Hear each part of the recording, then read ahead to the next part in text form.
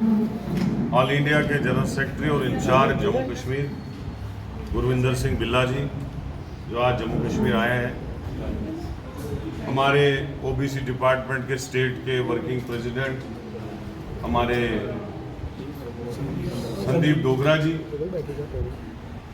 हमारे general secretary organisation Narendra Gupta ji और जितने भी यहाँ ओबीसी के ऑफिस बेरियर हैं, उनकी तरफ से आप सब प्रेस वालों को मेरी तरफ से आदाब सलाम।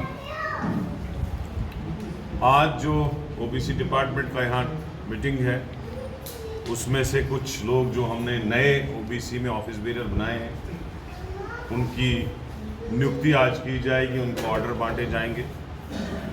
दूसरा, एक राहुल गांधी जी का नारा रहा है ओबीसीज के लिए और बाकी सारी जो हमारी एससी एसटी जितने भी कैटेगरीज हैं सबके लिए कि जिसकी जितनी भागीदारी उतनी उसकी हिस्सेदारी।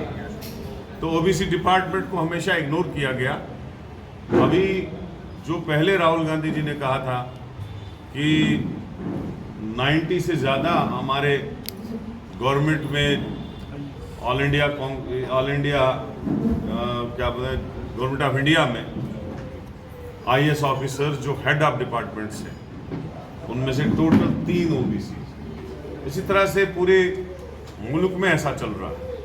लेकिन अगर कांग्रेस पार्टी इस बार आती है, और हमें यकीन है पूरा कि आ ही जाएगी, इस बार चेंज का माहौल दिखता है पूरे ऑल इंडिया में।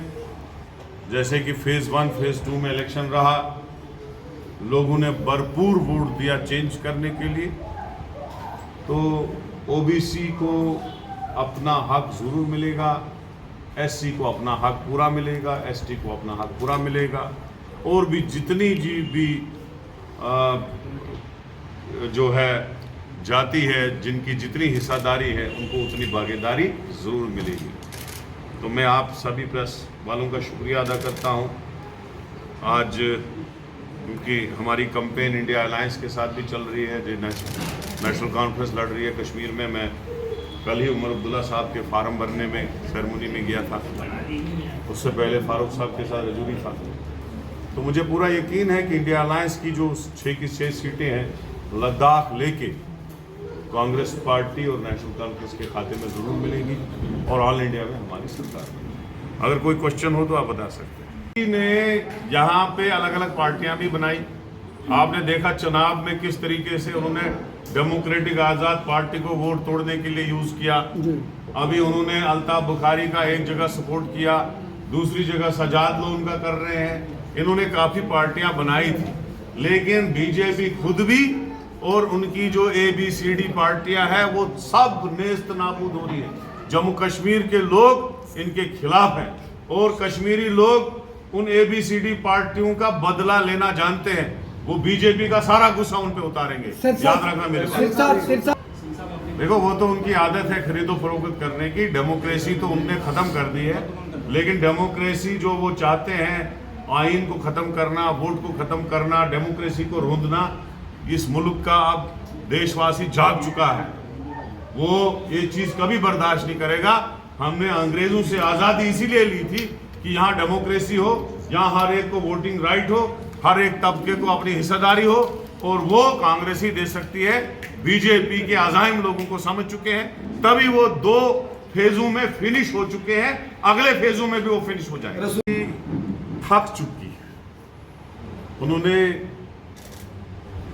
पहले इलेक्शन में वादे किए, पूरे नहीं हुए, फिर 2019 में वादे किए, पूरे नहीं हुए। अब जम्मू कश्मीर में जो उन्होंने हालत कर दी जम्मू कश्मीर की, विधानसभा के इलेक्शन 10 साल नहीं हुए, पंचायत और म्यूनसिपैलिटीज के इलेक्शन डेफर किए, यहाँ घर घर स्मार्ट मीटर लगाया, और बेरोजगारी की तो हालत खराब है जम्मू कश्मीर, हद से ज्यादा बेरोजगारी। कहा जाता है हरियाणा में, लेकिन हरियाणा में बहुत जमींदारी है लोगों के पास, और जमीनें बहुत हैं। यहाँ ना जमीनें या नौकरी। इसलिए मैं कह रहा हूँ कि जम्मू कश्मीर जो 2 नंबर पे बता रहे हैं, वो 1st नंबर पे पहुंचा। हर 3-4 आदमियों में 1 आदमी रोजगार वाला है, 3 आदमी बेरोजगार है। तो उसका जवाब जम्मू और कठुआ के लोगों ने भरपूर तरीके से बीजेपी को दिया।